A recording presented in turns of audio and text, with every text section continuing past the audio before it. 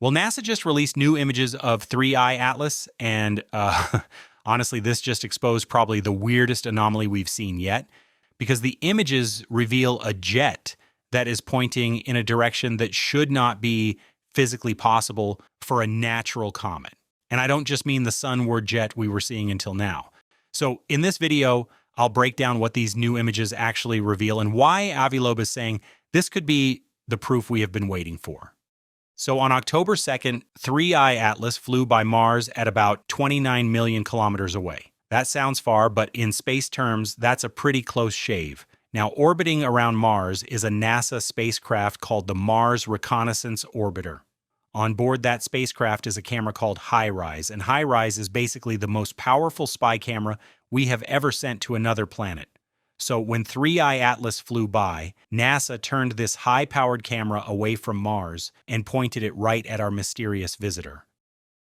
We've been waiting for more than a month for these images to be processed and released, and now that they're here, they show us something we could not see from Earth. From Earth, we are looking at the object from one specific angle, but the camera around Mars was looking at it from a completely different angle, and this gave us a side view of the object that we couldn't get from here. This side view revealed that the weird jet we were seeing earlier isn't doing what we thought it was doing. For months, we've been looking at images showing what appears to be a jet pointing toward the sun. Back when Hubble took images in July, the object was still heading toward the sun from far away. At that point in its journey, the direction toward the sun and the direction of motion were almost the same thing. So when we saw the forward-pointing jet, we thought, okay, maybe it is some unusual solar heating effect, but at the time of these images, the direction toward the sun and the direction of travel were no longer the same. The HiRISE camera caught it from a totally different viewing angle, and now we can finally see what was really happening. The jet here is not pointing toward or away from the sun. It is pointing perpendicular to the sun, and the sunward jet is also there, extended ahead of the object in the direction it is traveling. Now, a jet is the stuff shooting out of the comet, and the tail is the leftover cloud of smoke that trails behind it. There are three forces that control comet tails and jets: solar heating, solar radiation pressure, and the solar wind. Notice what they all have in common. They all come from the sun. Solar heating happens when sunlight hits a comet and it heats up pockets of ice on the comet's surface. The ice turns directly into gas without melting. The gas shoots out and creates jets pointing back toward the light source. So if a comet's jet is pointing towards the sun, it is definitely caused by solar heating.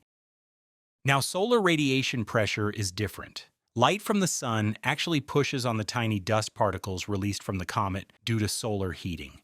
So dust tails always point directly away from the sun, no matter which way the comet is moving. If a comet is traveling toward the sun, the tail trails behind it. If a comet is traveling away from the sun, the tail still points away from the sun. Either way, the tail is always in the anti-sun direction. Now, the solar wind is a stream of charged particles flowing out from the sun. It pushes gas away from the sun just like radiation pressure pushes dust, so gas tails also always point away from the sun. Every single one of these forces is sun-related. The sun is the dominant source of energy and momentum acting on comets. So what happens if you have a jet pointing perpendicular to the sun? That means it is not being pushed by solar radiation pressure, it is not being blown by solar wind, and it cannot be caused by solar heating. There is no known natural mechanism to create this phenomenon. You might think, okay, maybe the jet is just slightly off angle, maybe it is 45 degrees from the sun, and we are making too big a deal out of this, but perpendicular means 90 degrees. It means the jet is pointing at a right angle to the direction of the sun. Now, this is not a small effect we are talking about. The jet extends for thousands of miles. This is a major structure that has been maintained across a huge distance in space. For it to stay collimated and pointed perpendicular to the sun while the comet is moving is just not something natural processes can do. But comets rotate as they travel through space. So what if the comet is rotating and a jet that started pointing at the sun got swung around to the side as the comet rotated. This does happen. We see it on some comets. But here is the problem. When rotation creates sideways jets, they create spiral patterns. The jet sweeps across the sky like water from a spinning sprinkler.